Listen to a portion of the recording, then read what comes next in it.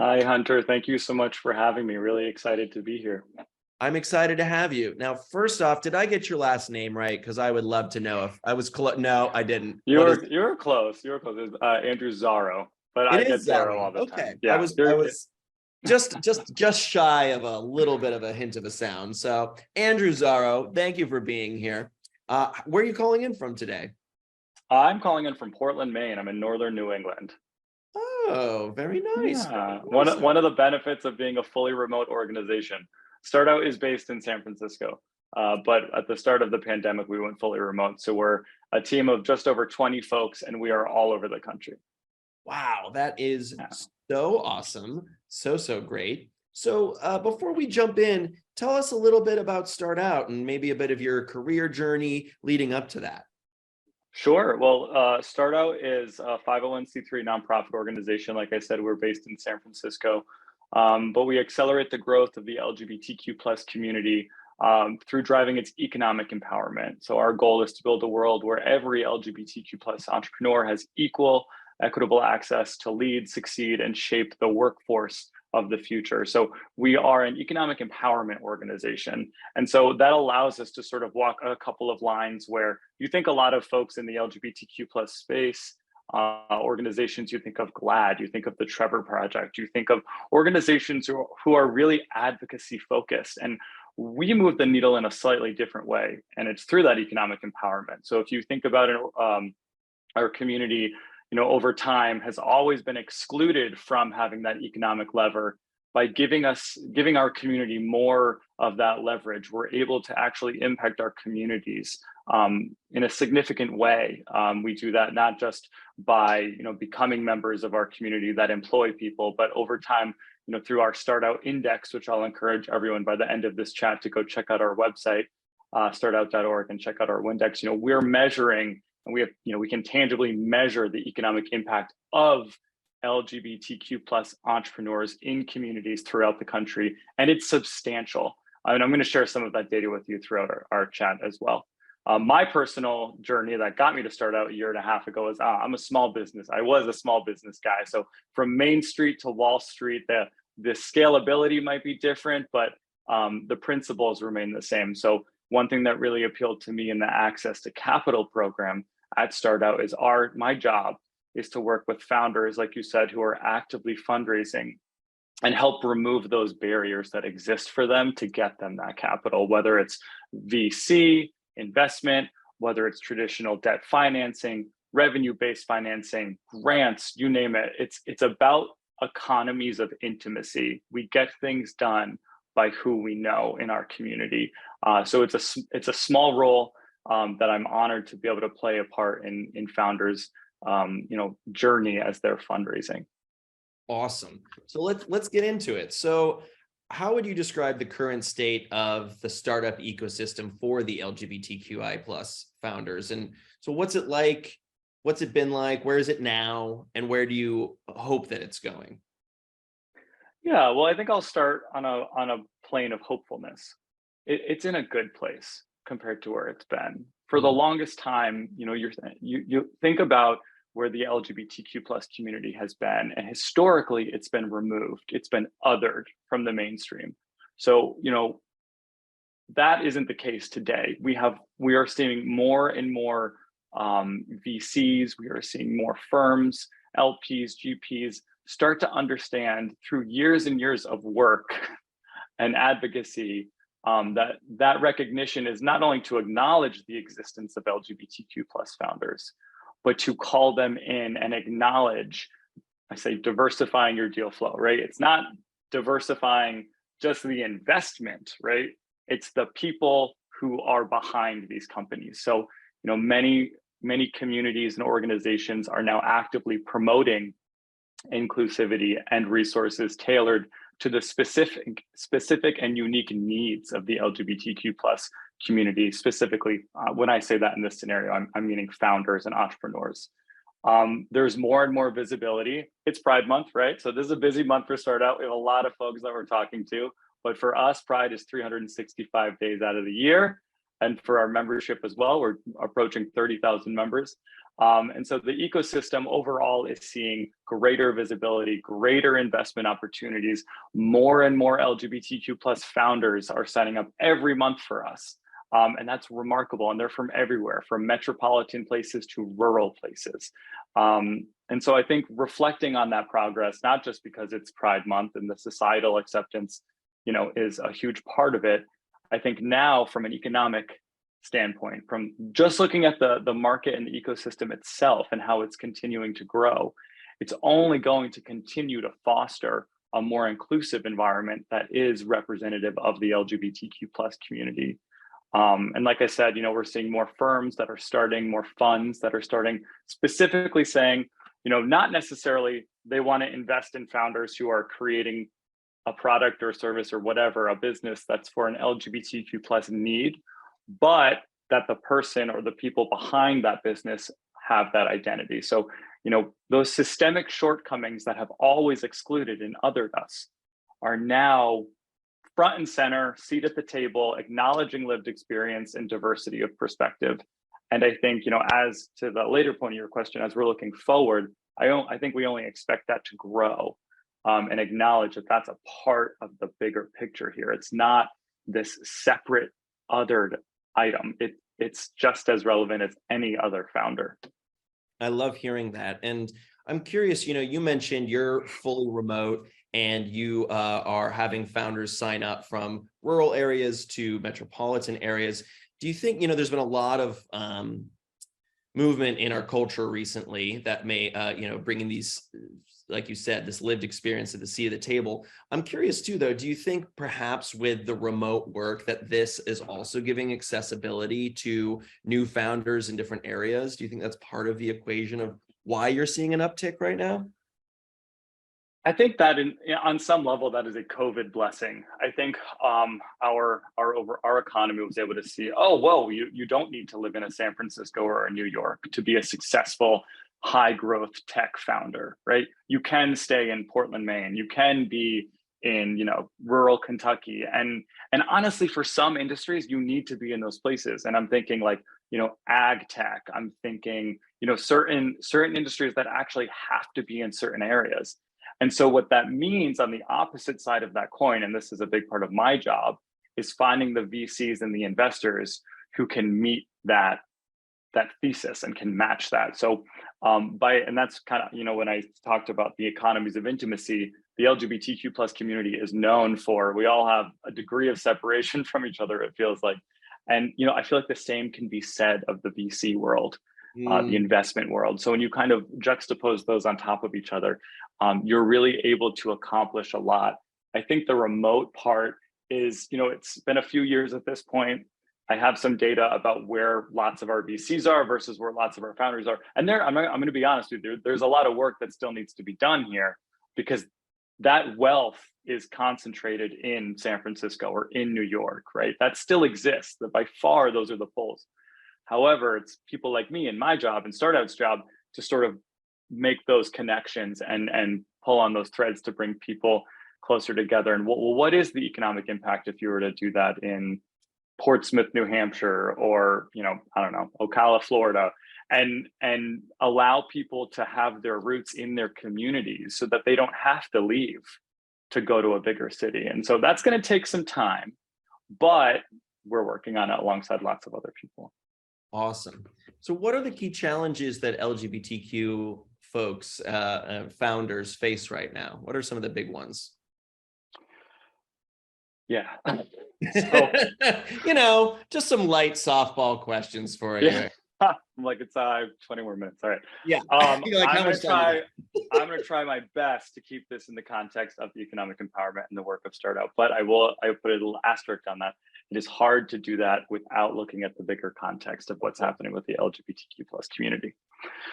So our LGBTQ plus founders have always faced varying challenges in the context of entrepreneurship, and economic empowerment, in that the prejudice and discrimination starts us at a different place. And so the example I'll always use is, think about the collateral that our community pays when they're coming out to friends and family: rejection, financial isolation. And that right away impacts the trajectory of their financial future. And so that can be education, employment, and honestly, housing.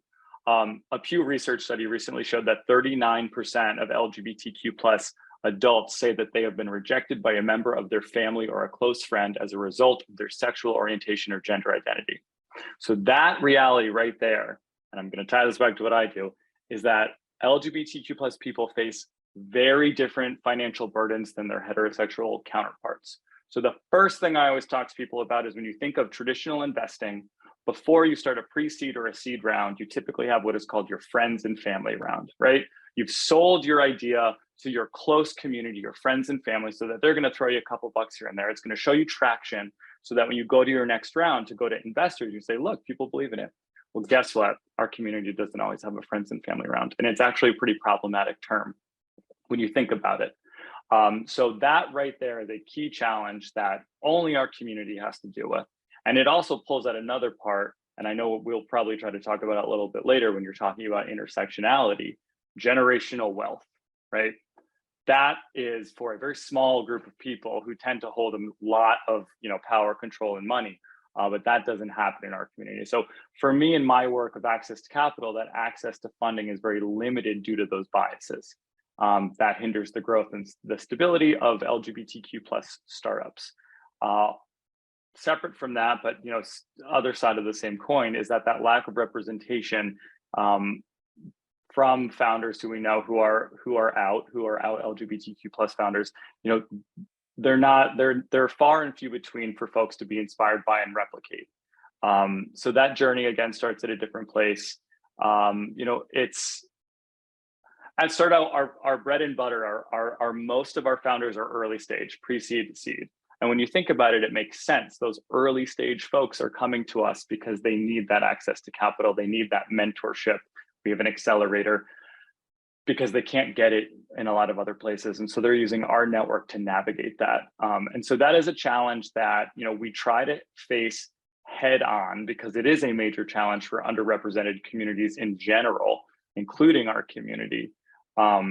It's up to us to, and that's why it's a cornerstone of Startout's existence. We acknowledge the barriers and then we work collaboratively to try our best to remove them. But at the end of the day, we can't do that unless we are able to have those really meaningful conversations with the people who are on the other side, the VCs, the GPs, the LPs, the people who have money and the ability to make that investment.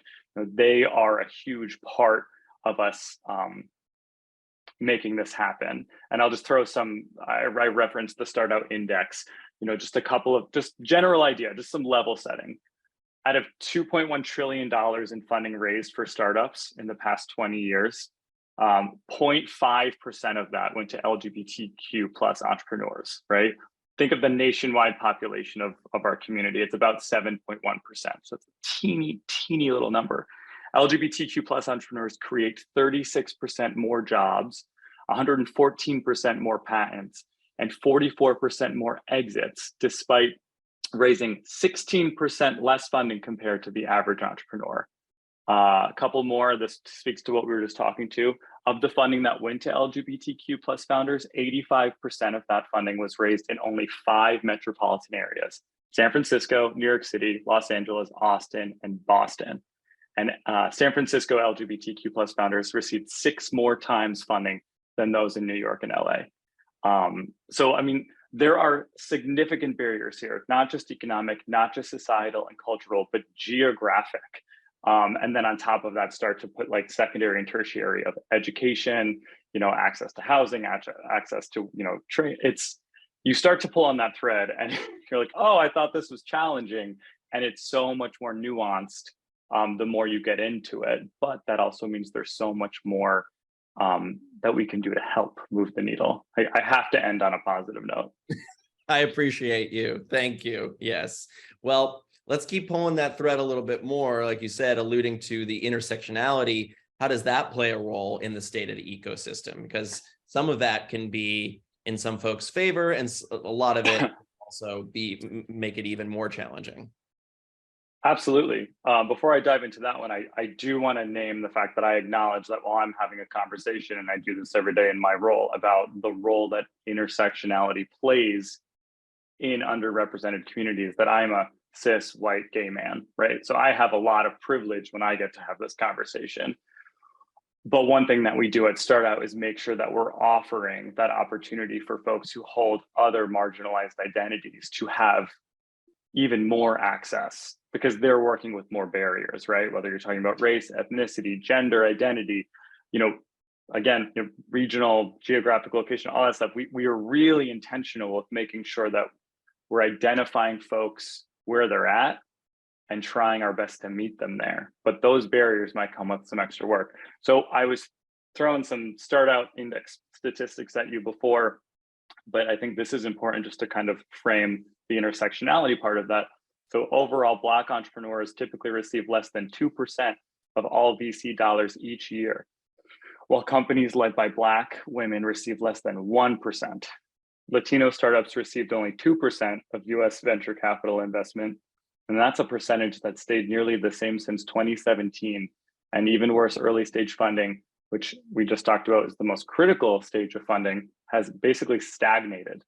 And then lastly, I'll say women are massively underrepresented amongst both venture-backed entrepreneurs and VC investors, with companies founded by women receiving less than 3% of all capital investment.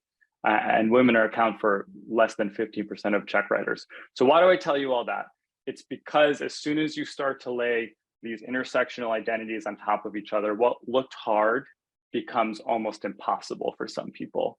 And that it's really easy in the entrepreneurial world of pick yourself up by your bootstraps and just go get it. That doesn't work for most entrepreneurs. As soon as you start to layer 1 or 2 or 3 identities on top of each other, you are playing a completely different ball game, but the expectations are the same. And so that's where we can come in and recognize that in our founders, especially when they're fundraising, right?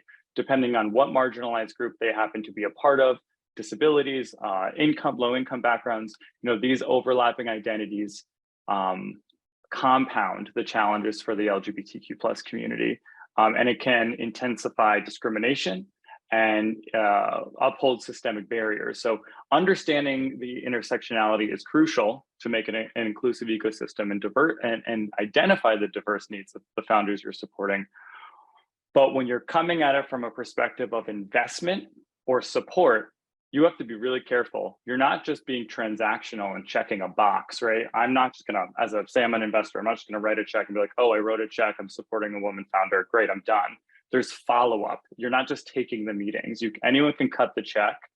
It's about following up and providing the support, psychological safety, making sure that there's adequate feedback. But if there's one thing that I wanna be sure people understand, it's being authentic. Because we saw in the summer of 2020, there was a lot of intention to specifically invest in underrepresented communities.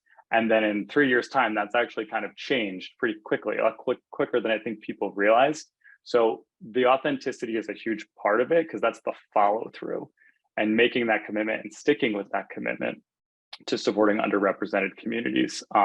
But there is certainly no pipeline problem with our founders, right? There are lots of LGBTQ plus founders, and they are ready to be taken seriously, and they need investors and support and mentors to meet them on the other half of that. Yeah. Well, in the follow through aspect, how can we start to make the startup ecosystems more inclusive, especially for the LGBTQ plus founders? So like you said, they're ready and willing. What needs to happen around them for this to be a more inclusive space? Yeah, I think that's the obvious next question that I don't know if I have all the answers, but I can tell you what I think or what I observe in my work. So I think the first step is to foster, it's the baseline, right? Foster awareness and education among your organization, your firm, whatever your capacity is, around LGBTQ plus issues within the entrepreneurial community and without, because first you have to help reduce bias and increase understanding. How am I interacting with this community? Who are they? What are their needs? Not in a monolith, but like understanding that seeking folks out is step one. what we do is we provide mentorship, we provide programs, networking opportunities specific to our community. There's 2 boxes you check when you become a founder in our community. 1 is that you identify as LGBTQ+, and 2, that your business is scalable. However, you have some wiggle room there. In my role, working in access to capital, investors and accelerators have kind of a different capacity that they can provide support. And that's so obvious: funding and resources, right? Money talks. So promoting that diverse representation and those policies can show up in a couple of ways. Yes, you're investing in these people, but you're also hiring these people. We know that investors tend to invest in those who share lived experiences and identities with them. So when I say that, I'm saying, don't just say, oh, this is I'm gonna have 10% of our investment this year needs to go towards LGBTQ+ founders. Maybe that firm needs to also prioritize hiring someone who identifies within that community. And the same could be said of BIPOC community or gender identity. It's really, you need to create environments that are allowing folks to feel supported and not just tokenized or like they are checking a box. I think it's really important to remember that these communities, our community wants to win together. The goal here is creating generational wealth. So over time, these systems that have excluded are not going to exist over time, but that's a long haul. And we are where we are, and we're starting here. But investors, mentors have to meet founders where they're at. And I feel like I've said that a few times because it's important. There's more wiggle room and flexibility when you're looking at an LP or a VC who hold the wealth, who hold the capital, than if you're looking at a founder who has marginalized identities that they're holding. They're punching up. So I think there needs to be an understanding that that flexibility and that power dynamic exists, and that folks have, in my opinion, the obligation, if they want to do this right, to meet people where they're at. Those are just some general ideas of how I would recommend we start to offer support, inclusive support for our community. I love hearing all of that. And, we got a question from the audience here that asked, what initiatives or programs exist to provide mentorship and guidance for the LGBTQ+ entrepreneurs? So you mentioned that this is something that Start Out does. I'm also curious on this topic, what other support is available for these founders under this umbrella? Good question. So there's a bunch. Obviously, I'm here to talk about Start Out because that's what we do. We have accelerators, we have our mentorship program, Access Capital, we have lots of events, lots of networking, but there are others that we get to work with. So a couple that come to mind are some funds. If you're an LGBTQ+ founder who's looking for funds, there's Chasing Rainbows, there's Angels, there's Colorful Capital, there's Pride VC, there's LGBT VC. There's other organizations like Out in Tech, NGLCC, Ganas Ventures. The list goes on and on. I think we're seeing more and more smaller firms kind of take the lead on this because they have the flexibility and they're willing to stick their neck out because they believe in this. And I think we're slowly starting to see larger firms take that step forward. It's taking a longer time though, because they're bigger. One thing I do want to name on that, and this, you've reminded me of that, is the accountability cycle, right? So you have funds and you have, you have GPs and LPs, right? So if you start talking about pulling the thread, you have to follow where the capital is coming from. So I think 10 years ago, VCs were not very transparent. Funds needed to kind of reconcile that they were a part of the problem, but now that problem lies with LPs, and LPs are notoriously not the most transparent with where they invest and where their money goes and what their goals are. So I think just acknowledging that, encouraging folks to kind of replicate some of those organizations and funds I just shared with you. They're living their values. They're putting their money where their mouth is, for lack of a better term. So just encouraging that larger movement to happen. And it's only going to happen, I think, once we start to see more and more folks. And once you see a couple more unicorns get funded in this way, I think that's when. We have just a couple minutes left. And I think we alluded to this without directly calling the topic, which is the role of allyship in all of this. So someone asks, what roles do allies play in supporting LGBTQ plus founders, and how can they contribute to a more inclusive startup ecosystem? I think we talk broadly about things that we would like, but I think allies are a part of this. Yeah. Absolutely. I mean, allyship is a part of everything. And I think we can play that role. All of us can play that role in different ways, especially when you're talking about intersectionality. The first thing that comes to mind, and I said it at the beginning, so Pride does not end on July 1st. Like, I think that's just, that needs to be known. And that, you know, this is how people live. This is people's lives, our identities. So I think that allyship should continue throughout the year as well, and being really intentional in your hiring practices, in your investment practices. It could be as granular as the type of healthcare you provide your employees. It's really, I mean, I appreciate the question, because without allyship, we're really not going to move in the way that we need to, right? Because we have generations to catch up on.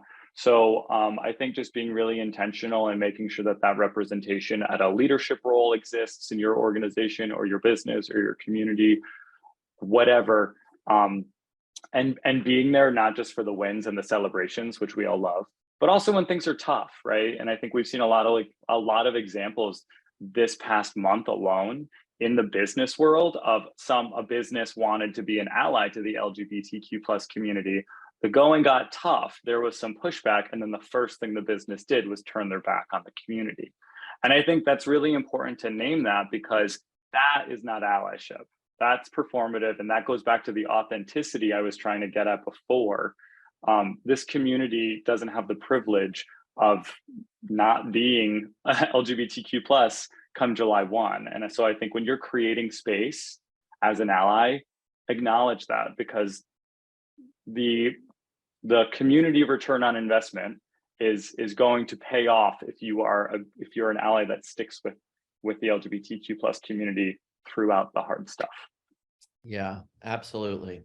Well, Andrew, we're almost out of time, believe it or not. If there's one thing that you would like our listeners to take away from our chat today, what would that one thing be? Andrew, that's a big question to ask me. 2 minutes, go. Okay, well, I think the obvious one, I wouldn't be doing my job if I didn't say, please go to startout.org. If you're a founder, please get involved, sign up for the program. We have scholarships. You can join mentorship if you're looking for access to capital. If you're an investor, or go to startout.org/investors, join the investor portal. We also are looking for partners always, just like you all. And I think, you know, we're always here to be a resource. If there's something that, you know, you're curious about, if you have a question, you know, I'm a big believer in ask, don't assume. So, you know, that's why we exist. Organizations like us exist so that we can actually help you get to where you're trying to get to, because like I said before, we're at where we're at, and that's where we're starting from. So please use us for a resource. And yeah, just be kind to each other. I think that's the last thing I'll end on. I think that's a beautiful way to wrap it up, Andrew. Thank you so much for making the time. I love that ask, don't assume, because you know what they say about assuming, right? So thank you so much. I hope you come back and we get to do this again. This was lovely. You know where to find me. All right, Andrew. Take care. Thanks, Hunter. Take care.